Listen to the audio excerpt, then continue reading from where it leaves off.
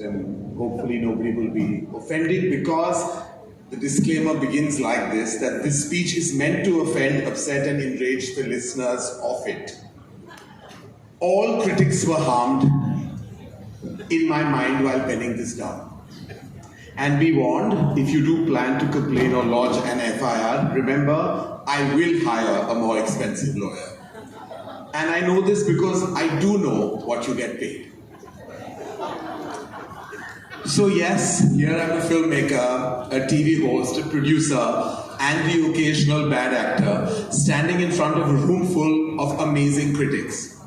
Let me start by saying that I'm thrilled, absolutely thrilled to be here. Thrilled, amongst my favorite folk. You lot, I love you from the bottom of my somewhere. The next joke I cut because I saw Bhavna Sumaya and Bharti Pradhan and decided to cut it out. Because they will complain to my mother. This is actually a lot of fun, more fun than I imagined it would be, downright delicious that I get to turn the tables. Some of you might be squirming, should be squirming, as you wonder that I might have a pot shot heading your way, but I just think I'm giving myself too much importance. You're so rarely on the receiving end that I thought, in the interest of driving forward the fair and impartial and so very well informed opinions that we so look forward to, that you should get a feel, a tad bit of a feel perhaps, get a taste of your own Dolo 650. Let me think back to some of the things you've said perhaps about me. Just for example, candy floss.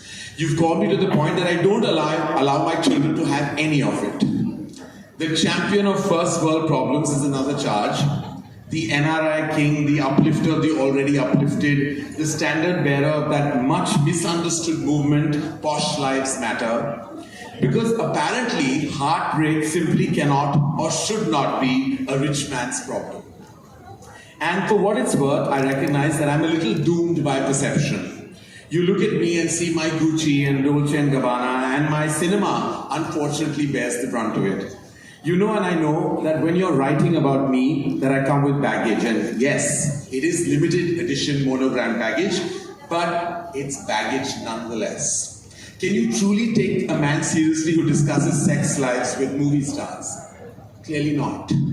But then I console myself by remembering it's not just me. Years ago, Agony Path was the headline given to one of my father's releases. No surprises for guessing which one. And oh dear, my father was not pleased at all. While he fretted and fumed, I thought it was hilarious. And credit for that cleverness actually goes to the OG amongst you, Mr. Khalid Muhammad, the one through whom my relationship with the world of reviews first began. The film went on to get a lot of cult love, so the headline eventually may not have mattered, but still credit where it's due, Khalid brought balance, insight and humor to a world that didn't exist at that time. All that's changed, my God, it has. It's completely changed. So many of you, so very many, all eager, all opinionated, all. And look, I can pretend otherwise, but I've always sought the validation of critics. And that is truly the God's honest truth. A lot of us find it cool to diss you, pretend your words don't hurt, but we get affected by what you say. I admit, it does matter. Not every opinion affects us, even though I read everything. I read absolutely everything, from Taran Adarsh's one-line reviews to Shubhra Gupta's I've still not met a movie I've loved reviews. I've read it all. From Bardwaj Rangan and Rahul Desai's deep-rooted cinematic analysis to Anu Chopra's yellow wall videos. Anu, you accuse us of having the costumes that distract the audience when our eye goes to the lovely saris instead of the scene. But hello pot, what a delicious shade of noir. Because a similar thing happens to me when I watch your videos. All that charming summer fashion, those charming printed frocks. Who cares what you think of my films when all I can think is florals for spring, though with you it's around the year, groundbreaking. Speaking of Anu, where is she? Anu, you'll have to come in my vision. Speaking of Anu, at one point she took a brave decision at Film Companion which has an ironic name because I don't think they have very many in the industry. She dropped stars from her reviews, thinking there might be an upside. The trouble was the stars dropped her. I'm sorry, did you say this doesn't sound like a traditional keynote speech? You're mispronouncing roast again. Not that I should be using the term roast ever again in my life. Sucharita Tyagi also does video reviews, and with such vim and enthusiasm that it manages to make Ranveer Singh look like he's sedated in contrast. And while some really like her, and I do myself, because she clearly has the personalities of the medium, others boast of even fewer expressions than the Nepo kids you complain about. Some of you could do with the same reality check you demand before your video debut. We may want to read you, but do we really want to see you?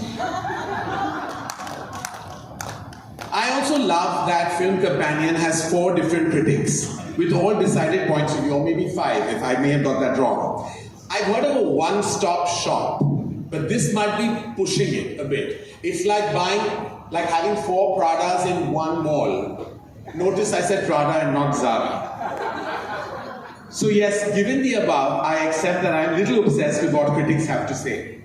And so the morning of Rocky Aur Rani Ki Prem Kahani's release, when for the first time in my life, I woke to, well, mostly praise, it was a new and interesting feeling for me. This is what it feels like, I had wondered. Wow. Even my decision to direct an anthology with Zoya, Anurag and Dibakar was to score points. To join that club of critical acclaim that I had been denied entry to for so long. I did it, I pandered.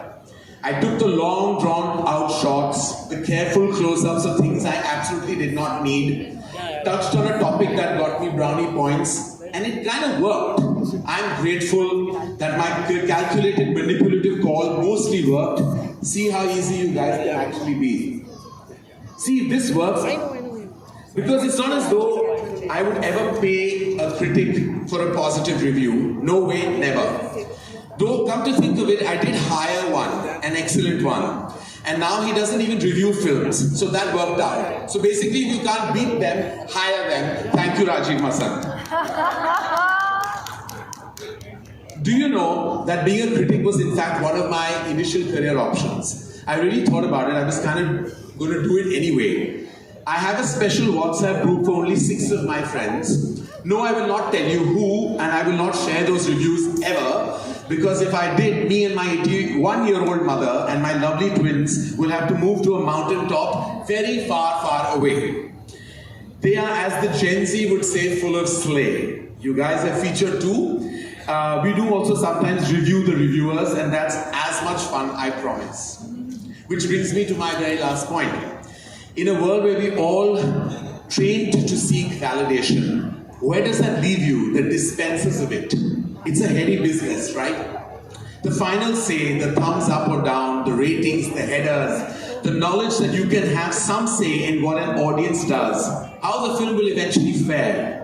When we, the almighty creators of the cinema, so celebrated here, trumpet your opinions, your ratings, your words over socials and on billboard, how does that make you feel? Do you get excited? Or are you more inclined to a favorable review knowing such and such production may use your name? It's an odd relationship, the one between filmmakers and critics. We both need and sometimes despise each other. We like each other when arguably we shouldn't even know each other.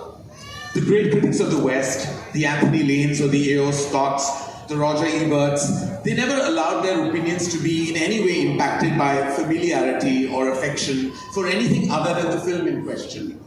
They kept their distance, impartiality, one of their most abiding principles. That, of course, is not how we do things here, right? Now, don't get me wrong, it isn't that I don't love chatting with all of you, giving interviews, attending sessions, arriving at awards, but there could be a question raised in favor of distance. Should we be having these events? Should we know each other, given grant this much access? Does the Hollywood formula serve us well, or does the intimacy and these very connections make our Bollywood industry what it really is? I guess what we should ask ourselves is what serves the films better? A rigorous system of creative accountability or a shared stake and passion for this madcap universe we all love and champion so very much? For me, I see my relationship with all of you a bit like intermittent fasting. I stay away, I do for about 16 hours, but at the 17th hour, I confess I consume you with absolute abandon. I confess that, and that's the truth. And I remain a little comforted by the closeness that surely you won't completely tear my projects to shreds when I'm so affable, accessible, and amiable. And should that concern you at all, far be it for me to say, after all, I have 3 movies and a show releasing over this month. I'm sure you love them, right? Thank you and good night.